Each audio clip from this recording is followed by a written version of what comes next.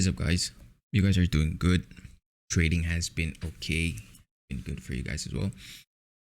So before we start the video, don't take this video as like a flex or something like that. Take it as educational purposes. Okay. So today's video, I'm gonna be talking about the importance of correlating the pairs, right? How important they are. Right. Just take it as an intro. There's not gonna be a deep explanation. It's just gonna be an intro. Okay. And how by taking advantage of correlating the pairs, how I managed to catch the news, the PPI that happened on Friday, right? And yes, the trading news is definitely risky, very risky, but I mean, it's up to you though. I took the risk. It is what it is. I said, right? Plus, direction is very important, right? And the corny part is I went against the direction with the news. Okay, but it played out. And yes, I'll be showing the profits. Don't worry, I'll show you guys the results as well. Everything. Anyways, so how did it happen? First was just basic QM level we had on gold. Yes, I posted on my Discord. Yes, it is free. I posted there. This was posted, I think, on Saturday. I posted or something like that. I changed the stops. I changed my entry just because before the news, it was, you gotta time news perfectly. If you know, you know. If you trade the news, you guys know.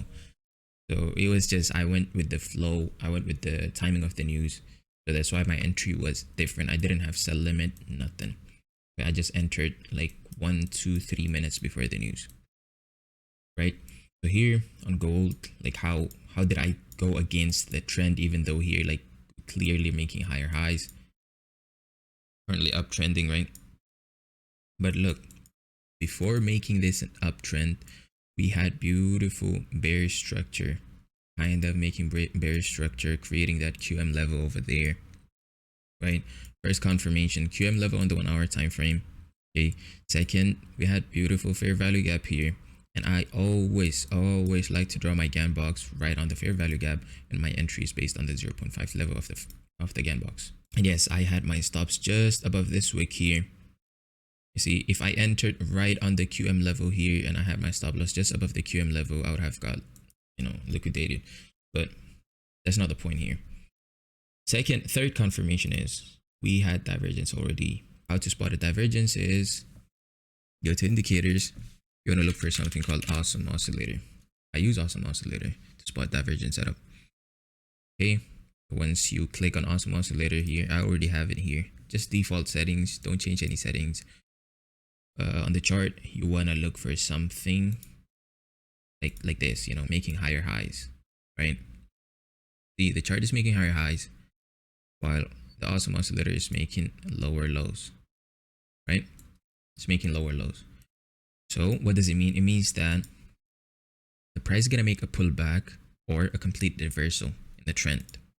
Okay, that's how you spot a divergence. So the whole game was based off this big boy, of this gold here, right? So basically, I was bearish on gold for the news. For the news, I was bearish, right? So if I was bearish on the news for gold, technically, I should be bearish for AUDUSD. I should be bearish for GU. I should be bearish for NZDUSD. I should be bearish for EURUSD, right? But I didn't take AUDUSD just because I didn't have the QM level and good entry. I just didn't have a good entry point. Yes, we had that beautiful bearish structure here. Sorry, bearish engulfing, not bearish structure. Bearish engulfing here. Could have taken my entries there, but no, that wasn't enough. Plus, second of all, I have already a setup on NZDUSD and GU, right? NZDUSD, beautiful QM level again, same as gold. Okay, and on the QM level, we had the previous fair value gap forming there, and I drew my GAN box on the fair value gap there. Yep, took the entry on the 0.5 level, stop loss just to avoid the liquidity sweep, right? For the news, it usually happens, right? If you know, you know. I always place my stop loss above the GAN box like this, but if I placed it like this, you see liquidity sweep there. See the sweep, stop loss hunt, right? but I decided to put it above this wick here for 9 to 10 pips, something like that. Yeah, it played out perfectly. I had my TP right on this area here. Well, I didn't place any TP, but yeah, it played out perfectly for 47 pips. Like almost 1:5. Okay, on GU, the entry on GU was tricky. Okay, me before, like when I first started learning QML, my entry would definitely based off this QML here. I would definitely enter here, but no, I decided to enter where here. Why? Just because of the timing of the news, right? Because like this move here to the upside, breaking the QM level, this sort of this move here, this was like 10 to 20 minutes before the news, so I didn't place my order yet. By then I waited for it to come to the fair value gap and the 0.5 level of the GAN box. And yes, this time also I didn't have my stop loss just above the GAN box. You see, I had my stop loss just above the GAN box.